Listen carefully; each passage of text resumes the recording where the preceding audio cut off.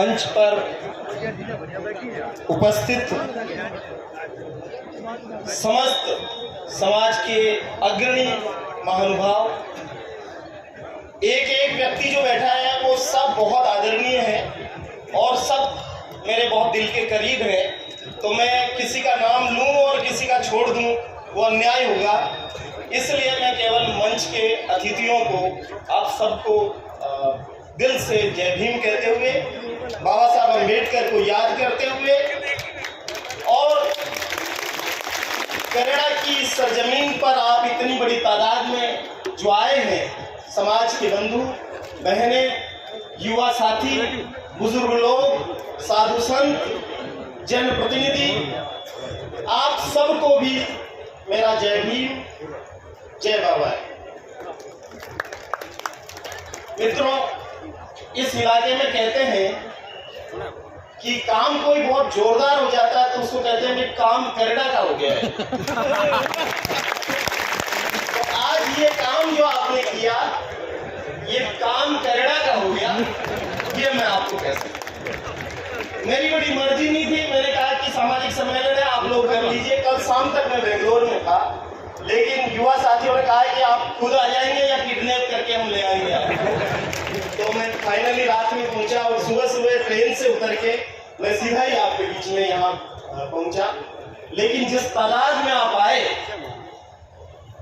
रायपुर के सम्मेलन में अपन ने घोषणा करी, आप लोग थे उसमें से कई लोग, और रायपुर के सम्मेलन के 10 दिन बाद आप लोगों ने आकर के ये साबित कर दिया कि आप एक जागरूक समाज है, चेतना संपन्न।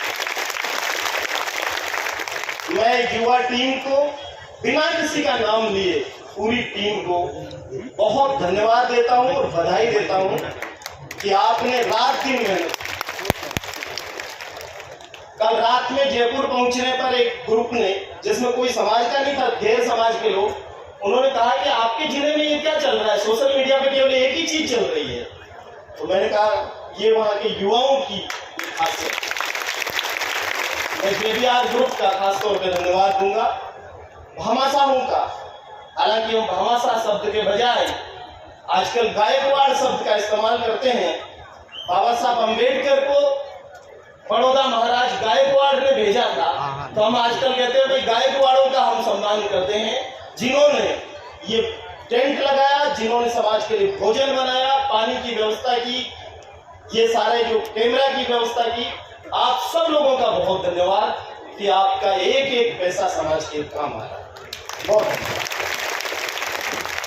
साथियों। बातें सब हो चुकी है, खुल करके बातें हो चुकी है, कोई ढकी छुपी बात रही नहीं है। और सबसे बाद के वक्ता के साथ समस्या ये आती है कि सारे वक्ता उससे पहले बोल चुके होते हैं, सारी बातें बोल चुके होते हैं, तो उसके बाद बोलने के लिए कुछ खास बचता नहीं है। फिर भी मैं कुछ बातें आपके सामने रखता था। मित्रों, ये समाज जिसमें खीवन जी महाराज, धारू जी में, जिसमें गोकुलदास जी महाराज, गरीब साहब जैसे लोग, जिसकी काया के होम देने से पुष्कर का जल पवित्र हुआ, जिनकी वजह से मेहरानगढ़ का किला आज खड़ा है और पिछाड़ा की झील में पानी है, उस बलिदानी समाज को मैं नमन करता हूं। उसमें आप पैदा हुए हैं तो गर्व रखिए, कभी शर्म मत रखिए, डरिए। हमने बचपन से, क्योंकि हमारे सब लोग भजन गाने वाले लोग हैं, हमने बचपन से सदैव यह सुना, हेली मारी निर्भय रिजोए।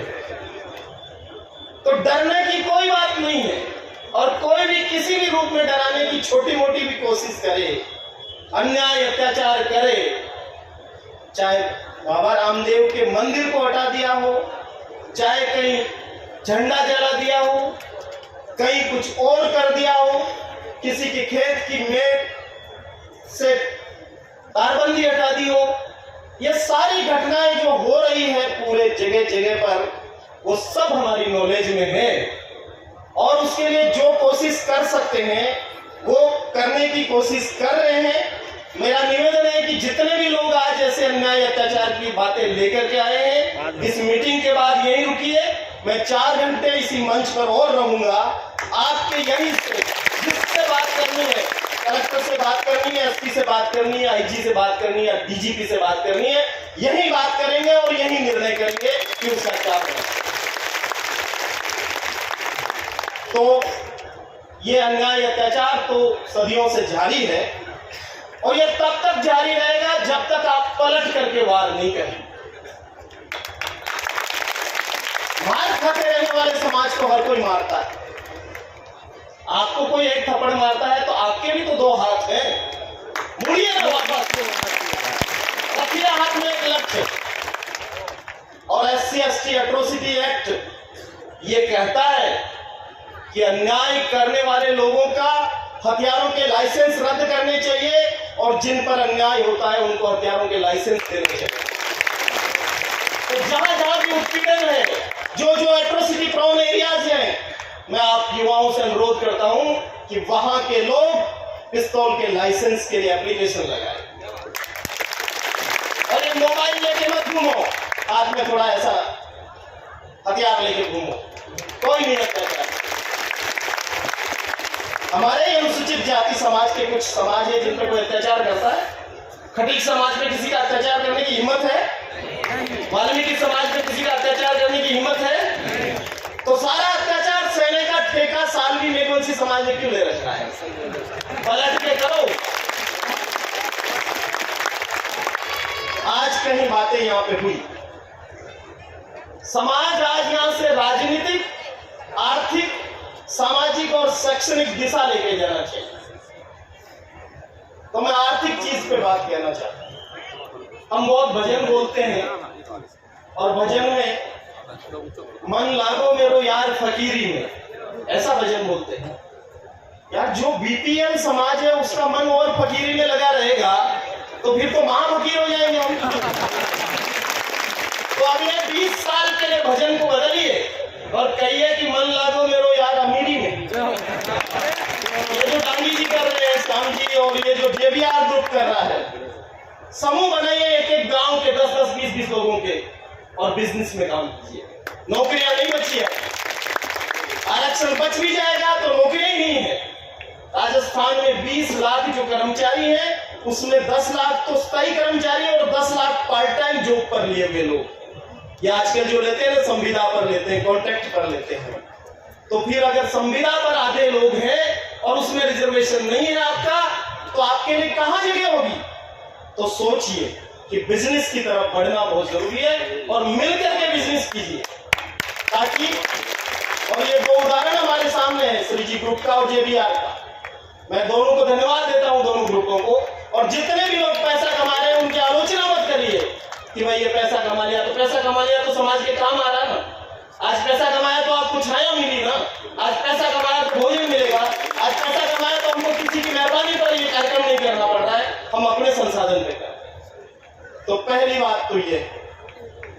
दूसरी बात, सारे रामदेव जी के जो मंदिर हैं उन मंदिरों में एक अलमारी रखिए और लाइब्रेरी बनाइए। उन मंदिरों को देवालय, पुस्तकालय बनाइए सारे देवालय। समाज के इतिहास की किताबें रखिए, भारत का संविधान रखिए और बाबा साहब अंबेडकर की किताबें रखिए और कंपटीशन की भी किताबें रखिए, तब जाकर के समाज आए।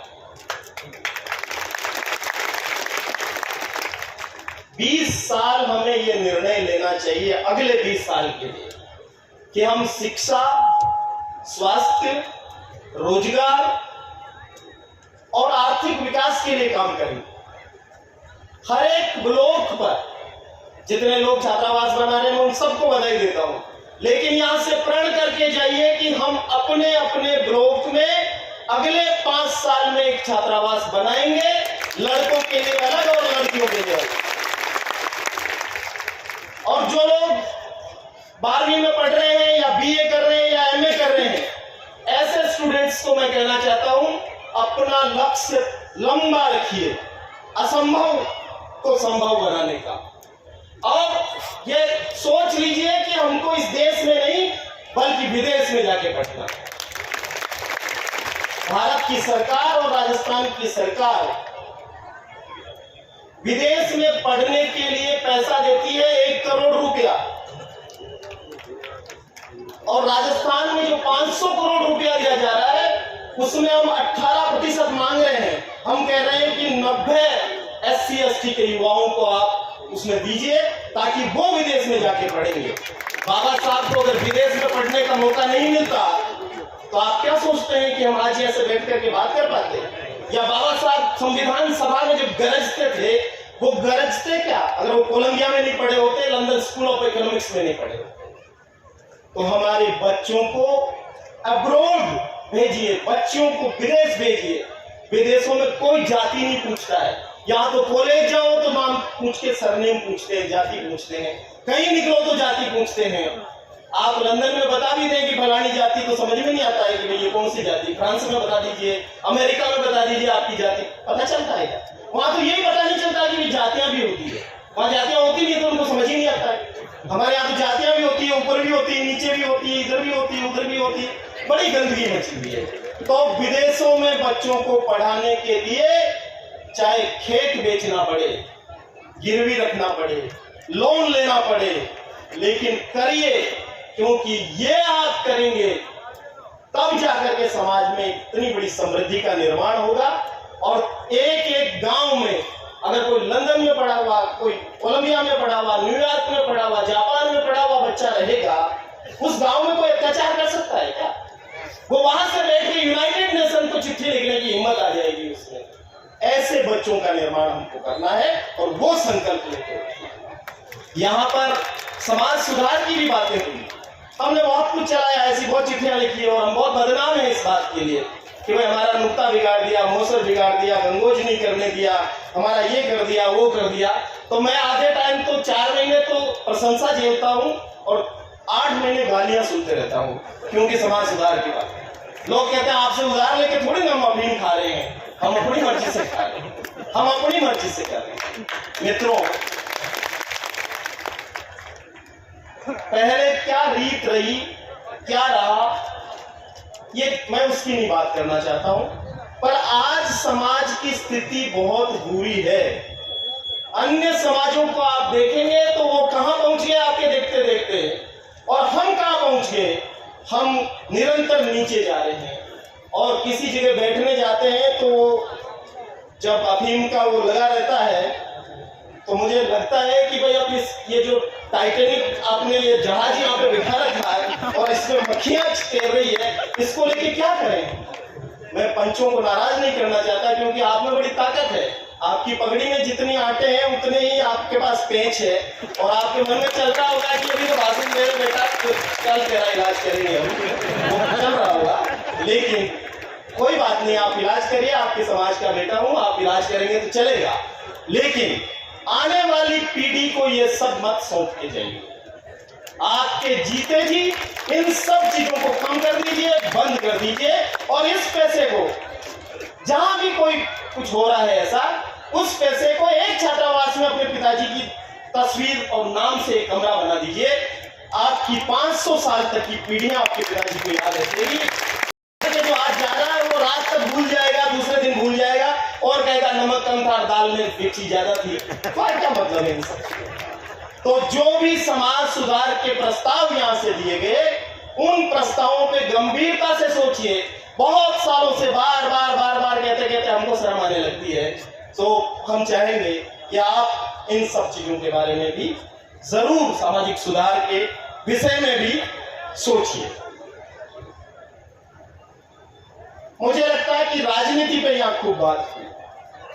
बाबा साहब अंबेडकर ने जिस दिन संविधान सौंपा, 26 नवंबर 1949 को संविधान सभा को, संविधान सभा में डॉक्टर अंबेडकर बोले और उन्होंने कहा हम एक ऐसे विरोधाभासी जीवन में प्रवेश कर रहे हैं जहां पर हम राजनीतिक रूप से तो बराबर होंगे, लेकिन हम सामाजिक और आर्थिक रूप से बराबर नहीं होंगे।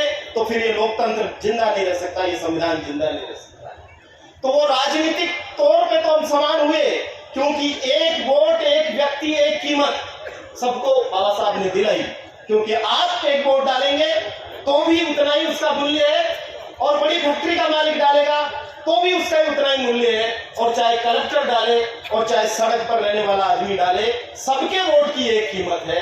लेकिन हमने उस कीमत को नहीं समझा, हमने वोटों को कीमत पर बेचना शुरू किया है, और वो जब तक चलेगा तब तक मुझे लगता है कि समाज में बदलाव नहीं आ सकता है। हम यहाँ कितना प्रस्ताव पारित कर लें, जो राजनीतिक लोग हैं उनको मालूम है कि तुम प्रस्ताव पारित कर लो, हमारे पास पूरा डाटा है, किसको कैसे सेट करना है, किसको कैसे काम करना है, वो सब उधर से काम चलता रहता है। तो अगर आप ये संकल्प करके नहीं उठेंगे कि हम मत की कीमत को समझेंगे, और यही वो चीज है जिसकी वजह से गली मोहल्ले में और आपके घर में लोग आ रहे हैं, आपके हाथ जोड़ रहे हैं, नहीं तो कोई नहीं आता है। एक पार्टी तो कहती है कि ये अपने है ही नहीं, और दूसरी पार्टी ये कहती है कि ये तो अपने ही है, तो कुछ कहने की जरूरत ही नहीं है। तो ये क्यों बना हमारा दिमाग?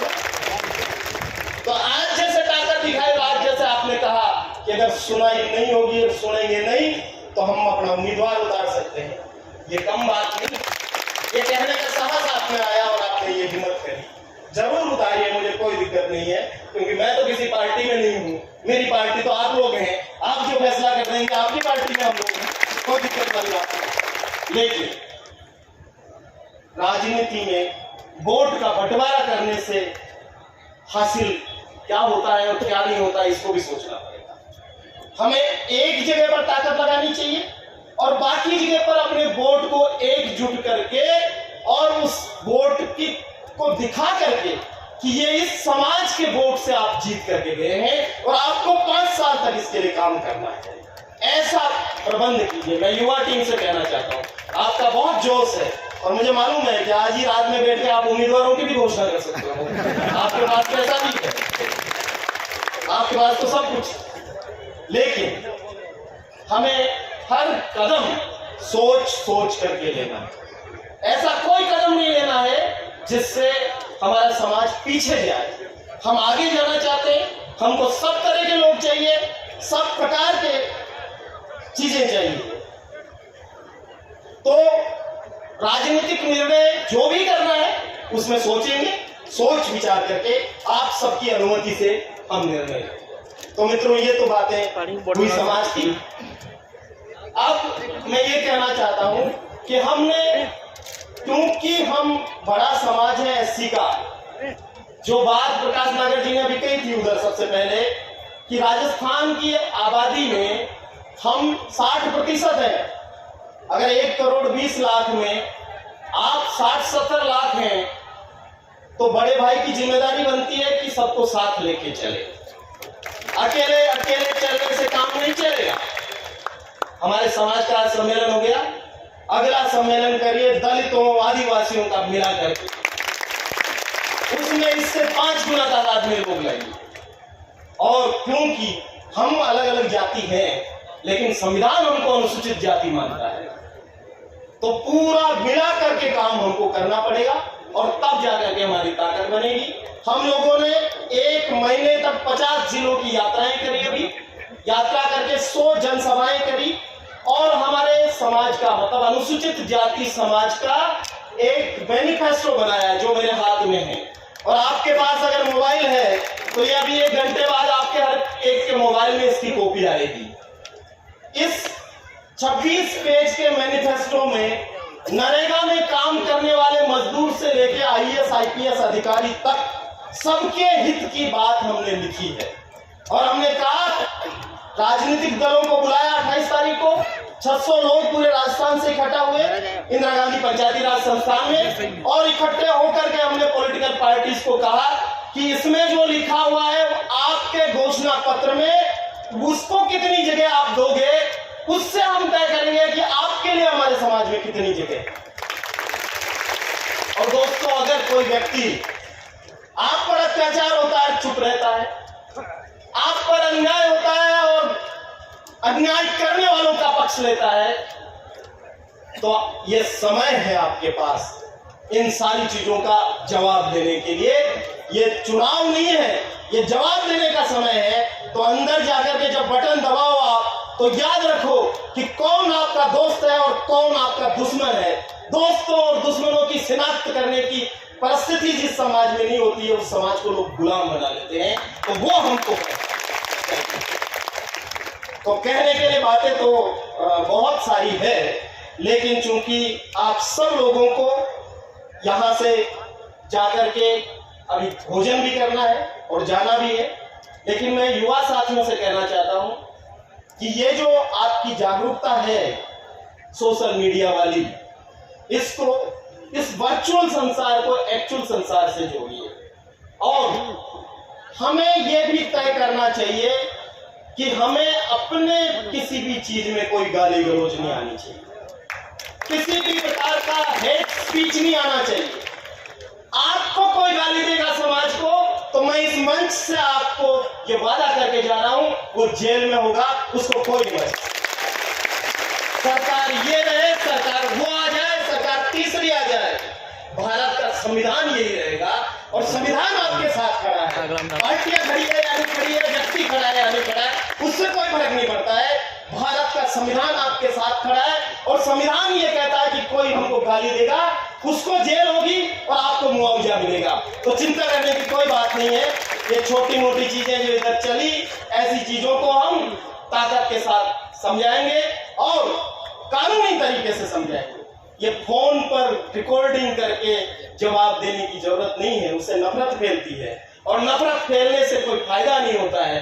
किसी भी समाज से हमारा कोई झगड़ा नहीं है, लेकिन हर उस व्यक्ति से हमारा झगड़ा है जो हमारे खिलाफ है। जो भी हमारे खिलाफ है हम उसके खिलाफ है, हमारा सीधा सामान और कोई लंबी चौड़ी बातचीत नहीं। तो मित्रों, बहुत आप आए इतनी बड़ी संख्या में, मैं आप सबका बहुत आभार प्रकट करता हूं। यहाँ जितने चेहरे दिख रहे हैं वो अलग अलग आंदोलनों में साथ रहे हैं, कोई सूर्या के आंदोलन में साथ थे, कोई सदैव के आंदोलन में साथ थे, कोई कहीं साथ थे। तो ऐसा तो है नहीं कि हमने परिचित नहीं है, हम एक दूसरे को जानते हैं और देखते हैं और सारी चीज करते हैं। सारा हमने किया है और हम करते रहेंगे एक साथ मिलकर के। थोड़ा सा आजकल कम समय मिलता है क्योंकि बाहर के प्रदेशों में जाना पड़ता है, कुछ विदेशों में जाना पड़ता है, लेकिन मैं जहां भी जाता हूं बाबा साहब की बात करता हूं, संविधान की बात करता हूं, आपके हक अधिकार की बात करता हूं। मेरा व्यक्तिगत कोई एजेंडा नहीं है, मैं किसी पार्टी का मेंबर नहीं हूं, मैं चुनाव नहीं लड़ने जा रहा हूं, मैं कभी चुनाव नहीं लड़ूंगा, किसी पार्टी में किसी पद पे नहीं जाऊंगा। मेरा सबसे बड़ा पद आप है और आपके साथ हूं। मैं सत्ता के साथ नहीं, सत्य के साथ हूं, राज के साथ नहीं, समाज के साथ हूं। ये मैंने सदैव कहा, मैं आज फिर से आपके साथ कहना चाहता हूं, हर समय आपके साथ, सड़क से लेके संसद तक जहां भी लड़ना पड़ा आपके साथ लड़ेंगे, आपके सम्मान के लिए लड़ेंगे, स्वाभिमान के साथ लड़ेंगे, गरिमा के लिए लड़ेंगे और किसी पे कोई अन्याय अत्याचार नहीं होने दिया जाएगा। मैं फिर दोहराना चाहता हूं कि जो भी लोग किसी भी प्रकार की एप्लीकेशन लेकर के आए हैं, मैं यहाँ रुकूंगा 2-3 घंटे और यहीं बैठूंगा। आप मिलिए, पूरी बातचीत करेंगे, यहीं से संबंधित अधिकारी को फोन करेंगे और अगर वो नहीं मानेंगे तो आपके साथ सड़क पर सबसे पहले मैं बैठने के लिए आऊंगा। आपने बुलाया, आप इसके तादाद में आए और ये मौका दिया, इसके लिए मैं आपका बहुत बहुत आभार प्रकट करता हूं। जय भीम, जय भारत। बहुत बहुत धन्यवाद आदरणीय